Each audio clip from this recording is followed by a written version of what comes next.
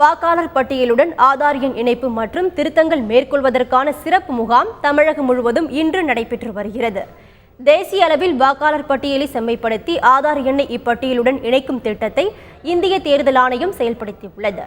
அதன்படி தமிழகம் முழுவதும் வாக்குச்சாவடி அலுவலர்கள் வீடு வீடாக சென்று இதற்கான படிவத்தை அளித்து ஆதார் எண் விவரங்களை பெற்றனர்.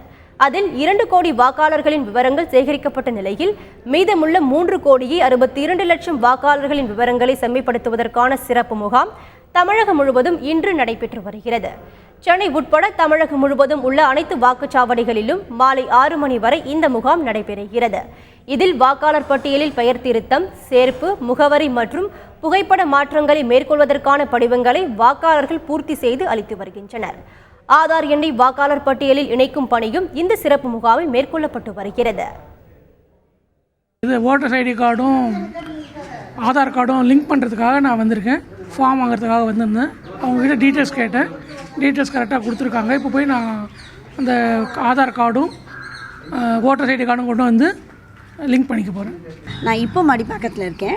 நான் எனக்கு ஆதார் அட்டை இது 2மே இருக்குது. ஆன்லைன் இவங்க வந்தபோது வீட்டில் இல்லை, இங்கே சித்திரக்குளத்தில் இருக்கும்போது, அதனால் அவங்க 2த்தையும் ஆன்லைன்லேயே ரெஜிஸ்டர் பண்ணிக்கலாம். அதை ஆன்லைனில் ரெஜிஸ்டர் பண்ணிட்டோம். எனிஹவ் செக் பண்ண சொன்னாங்க. அதை செக் பண்ணுறதுக்கு இங்கே செக் பண்ணி திருப்பியும் மெசேஜ் வந்துடுது. ஆன்லைனில் ரெஜிஸ்டர் பண்ணி எங்களுக்கு மெசேஜும் வந்துடுது, 2 லிங்க் பண்ணி. பட் எனிஹவ் இங்கே கேம்ப் இருக்குது, நீங்கள் எழுதி கொடுத்தாங்க, ஃபார்மில் எழுதி கொடுத்துட்டு போனான்ட்டு வந்திருக்கேன்.